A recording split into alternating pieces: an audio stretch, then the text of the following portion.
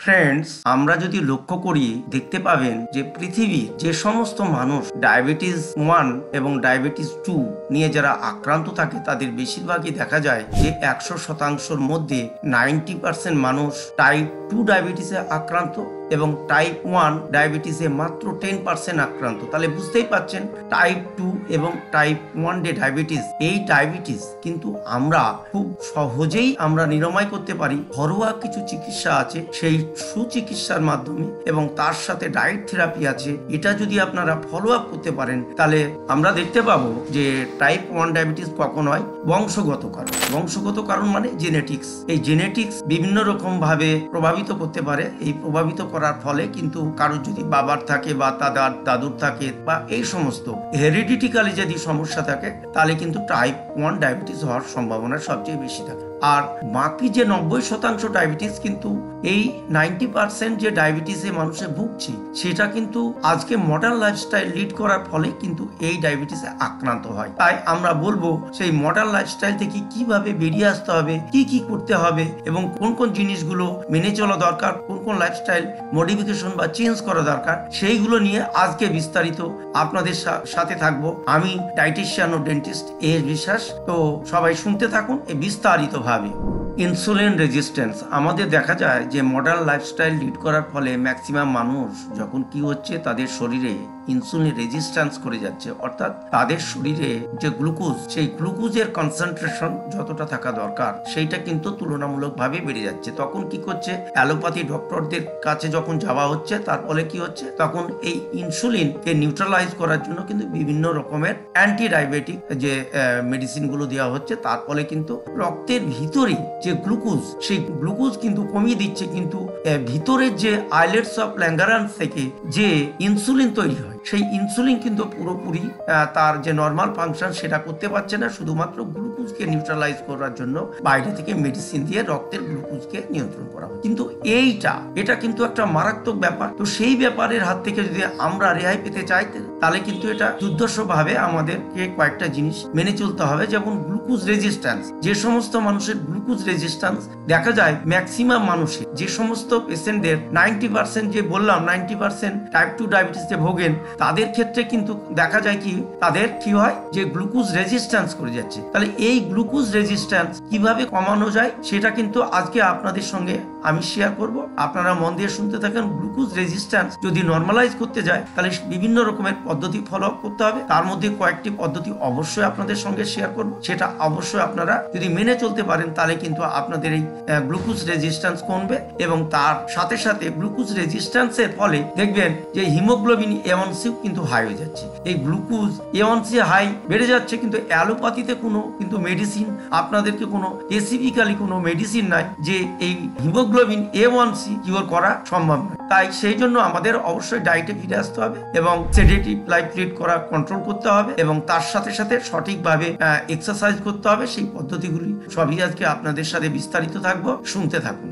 আর insulin আমরা জানবো যে ইনসুলিন জিনিসটা কি একটু জানা দরকার। ইনসুলিন কিভাবে কাজ করে? ইনসুলিনের প্রধান কাজ হচ্ছে গ্লুকোজকে ভেঙে ভেঙে শক্তি বা এনার্জি তৈরি করা। এই এনার্জি কি করে? সারা শরীরে বা সারা শরীরের কোষে পৌঁছে দেয় এবং পৌঁছে দেওয়ার ফলে কিন্তু আমরা এনার্জি পাই। আমাদের যে লাইফস্টাইল বা আমাদের যে জীবন সাইকেল আমরা চলতে পারি। তাহলে এই ইনসুলিন যদি সঠিকভাবে তৈরি না হয় বডিতে তাহলে কিন্তু আমাদের এই সমস্যাগুলো তৈরি হয়। তাই ইনসুলিন যে কিভাবে তৈরি হবে সেই পদ্ধতি আজকে আপনাদের সামনে প্রেজেন্টেশন করব। আর একটা জিনিস জানা দরকার, সব থেকে গুরুত্বপূর্ণ এই বিষয়ে আপনাদের সঙ্গে শেয়ার করব যে ইনসুলিন রেজিস্ট্যান্স এ কেন হচ্ছে। এটা প্রধানত রিসার্চ করে এটা আইডেন্টিফিকেশন করা হয়েছে বা রিসার্চে প্রকাশিত হয়েছে। সেটা হলো প্রধান তিনটি কারণ। তার প্রধান কারণ হলো, এক নম্বর হচ্ছে সেডেন্টারি লাইফ। যারা সেডেন্টারি লাইফ লিড করে তার ফলে কি হয়, বা যেখানে সে কাজ করে সেখানে তার পরিশ্রম করার উপায় নাই, সেখানে সে সারাদিন বসে বা শুয়ে বসে কাটায় বা তার বসে কাজ করতে হয়, তাহলে ক্যালোরি কিন্তু বার্ন করতে পারছে না, অর্থাৎ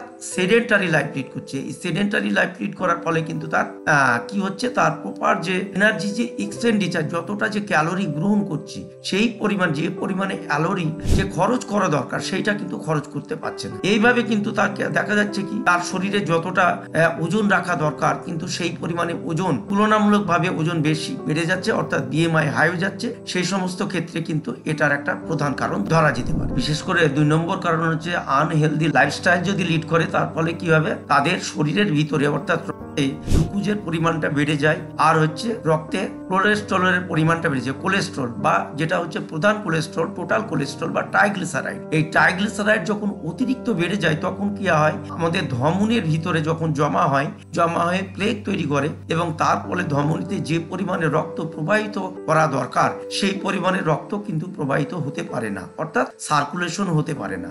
সার্কুলেশন যদি না হতে পারে তাহলে কি হয়, তখন ব্লকেজ তৈরি হয়। এই ব্লকেজ তৈরি হওয়ার ফলে কিন্তু আমাদের উচ্চ রক্তচাপ দেখা যায় এবং তার সাথে সাথে এই কোলেস্টেরলের মাত্রাও বেড়ে যায়। এই কোলেস্টেরলের মাত্রা যখন বেড়ে যায় তখন কিন্তু আমাদের বিভিন্ন রকমের ডিজিজ হওয়ার সম্ভাবনা থাকে, ব্রেন স্ট্রোক এবং হার্ট অ্যাটাক, এই সমস্ত মারাত্মক ডিজিজগুলো হয়। তো এই আনহেলদি ফুড যখন আমরা গ্রহণ করি সেইগুলো কিন্তু আমাদের প্রপার ওয়েতে যদি আমরা খাদ্যটা গ্রহণ করি তাহলে কিন্তু এই সমস্যা হবে না, এই সমস্যার হাত থেকে আমরা রেহাই পেতে পারি। তাই আপনারা লক্ষ্য করে থাকবেন যে সমস্ত মানুষের ডায়াবেটিস দেখা যায়, আমরা সচরাচর দেখতে পাই যে যখন একটা পেশেন্ট ডায়াবেটিসে ভুগছে কিন্তু কিছুদিন পরেই 1 মাস 2 মাস বা ম্যাক্সিমাম 1 বছর পরেই দেখা যাচ্ছে যে যখন অ্যালোপ্যাথি মেডিসিন গ্রহণ করা হচ্ছে তার সাথে সাথে কিন্তু তাদের আরেকটা রোগ তৈরি করে দিচ্ছে, সেটা হলো হাইপারটেনশন বা উচ্চ রক্তচাপ। তার মানে বুঝতেই পারছেন যে এই টাইপ 2 ডায়াবেটিসের সাথে সাথে আরেকটা ডিজিজ তৈরি করছে, সেটা হলো উচ্চ রক্তচাপ। এই উচ্চ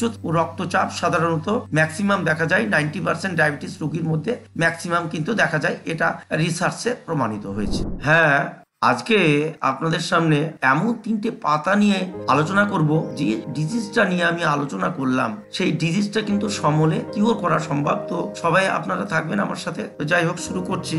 এই 3টে পাতা নিয়ে আলোচনা করব। সব থেকে গুরুত্বপূর্ণ এই 3টে পাতা কতটা পরিমাণে খাওয়া দরকার, কি পদ্ধতিতে খাওয়া দরকার বা কতটা ডোজে খাওয়া দরকার, এই পাতার পার্শ্ব প্রতিক্রিয়ায় বা কি, সেইগুলো নিয়ে বিস্তারিত আলোচনা করব। তো আপনারা শুনতে থাকুন। এই 3টে পাতা কোন পদ্ধতিতে গ্রহণ করলে আপনাদের এই ডিজিজ গুলো কিওর হবে, শুনতে থাকুন। এবার শুরু করি। পাতা নাম্বার 1, মানে 1 নম্বর পাতা নিম পাতা। নিম পাতা সবাই চেনে, নিম পাতা চেনে না এমন কোনো ব্যক্তি নাই। তো যাক, সবাই নিম পাতা সম্পর্কে আইডিয়া আছে। এই নিম পাতা হচ্ছে এমনই একটা পাতা, এটা ডায়াবেটিস 2 অর্থাৎ ডায়াবেটিস 2 এর উপরে কাজ করে। দেখুন কি আছে এই নিম পাতাতে। এই নিম পাতার মধ্যে এমন কিছু মেডিসিনাল প্রপার্টিজ আছে আপনারা জানলে অবাক হবেন, এবং ডায়াবেটিস কন্ট্রোল বা নিয়ন্ত্রণ করার কম্পোনেন্ট গুলো আছে, সেগুলো বিস্তারিত আপনাদের সঙ্গে বলছি। অ্যান্টিব্যাকটেরিয়াল কম্পাউন্ড থাকে এবং তার সাথে নিম পাতার মধ্যে রয়েছে প্রচুর পরিমাণে গ্লাইকোসাইডস।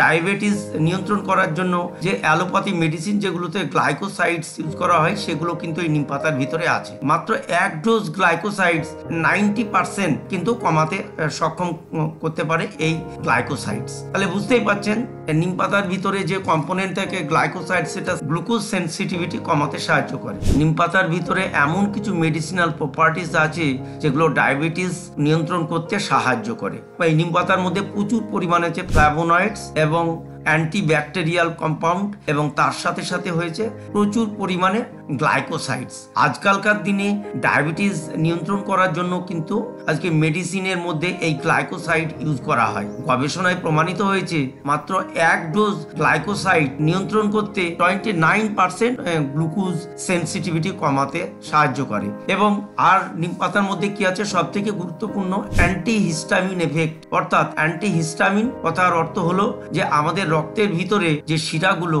যে প্রসারিত হওয়ার ক্ষমতা, সেটা কিন্তু কি হয়, যে যদি সংকীর্ণ করে দেয় সেটা তাকে মানে ইলাস্টিসিটি বাড়িয়ে দেয়। তার ফলে কিন্তু ব্লাড সার্কুলেশন ভালো হয়। এই ব্লাড সার্কুলেশন ভালো হলে ডায়াবেটিসের সাথে সাথে এবং যে সমস্ত পেশেন্টরা উচ্চ রক্তচাপ বা হাইপারটেনশনে ভুগছেন তাদের কিন্তু এই ভ্যাসোডাইলেটর প্রপার্টিস থাকার জন্য কিন্তু এটা কিন্তু উচ্চ রক্তচাপ নিয়ন্ত্রণ বা কন্ট্রোল করতেও সাহায্য করে।